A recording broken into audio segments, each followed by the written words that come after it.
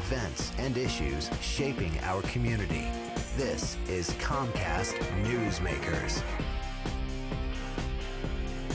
It's Children's Week in Tallahassee, and as you can tell, we're here at our station on the plaza of the state capitol, as we always are during this week, talking about different types of children's issues.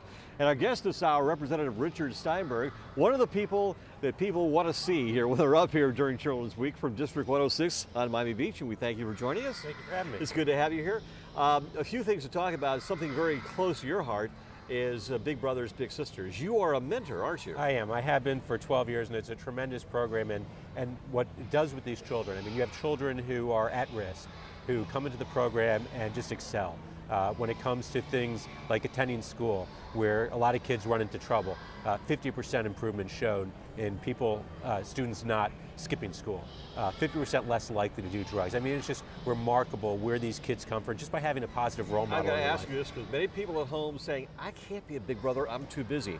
Nobody can be busier than a state legislator that also has a day job where you go back to Miami Beach, don't you? And you have a family. How do you fit in being a big brother during all that time? It's a tough juggling act, but you know, you prioritize and you say, look, I'm going to make time for this child because it's that important, and you find things that you can incorporate them into. So if it's something that you're going to do in your daily life that you say, you know what, it would be important for the child to be exposed to that, or this is something we could do together and they could learn from, you can just bring them in. So it's not necessarily time that you're creating, but time you're sharing, that you're doing something else. And I've been doing it now for 12 years.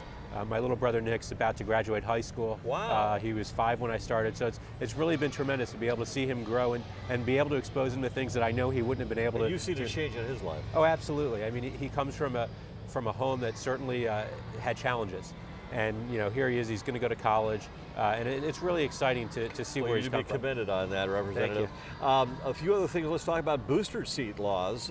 That's something that you're very involved in during this session as well. Yes, absolutely. I've got a bill to make it the law in Florida for children between the ages of 4 and 7 to be in booster seats. And Florida right now is one of 3 states in the country that doesn't have a law in the books to require kids in booster seats. And what happens is when children hit the age of 4, parents assume because they're no longer required to put them in a child seat, in a normal baby carrier, in a sense, or baby seat, that they're okay in a regular seat with a seatbelt. And the reality is that's not true. The harness just ends up basically being a noose almost around their neck.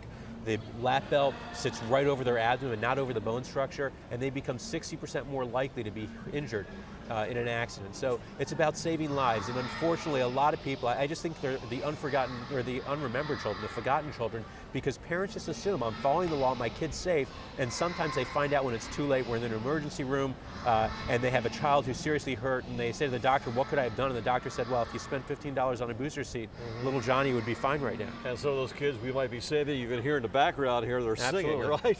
Absolutely. Another thing is state rankings as far as Florida schools are concerned, and as far as the national rankings with Florida, we're fairly low, aren't we? We are when it comes to funding. You know, if you look at where Florida is in overall funding, we're 35th in the nation in how much we spend per pupil on our students. We spend about $8,500 per kid in the K through 12 program. The national average is closer to $10,000. And so we can't expect the children in our state to learn to the extent that we want them to when we don't give them the resources they need to have the quality education that they deserve. With the financial challenges you're facing during this session, how is education going to fare? Well, education this year, actually, if you look just compared to last year, will do okay, largely because the federal dollars that we were able to pull down from the Obama administration require us to maintain a certain level of effort. So if we were to scale back the funding on K through 12, we would lose a lot of federal dollars. So our feet are to the fire. What's going to be more challenging, and something I look forward to fighting for, is K through 12 education funding for next year. When those federal dollars dry up and those strings are not there, it's going to really be a battle to make sure that the funding isn't cut, because in the prior years we saw that it was cut. All right, well, thanks very much. A pleasure talking to you. Representative Richard Steinberg, District 106, that's Miami Beach. I'm Spiro Canton with a chorus of children behind me here for Children's Week here on the plaza of the state capitol. Thanks for joining us.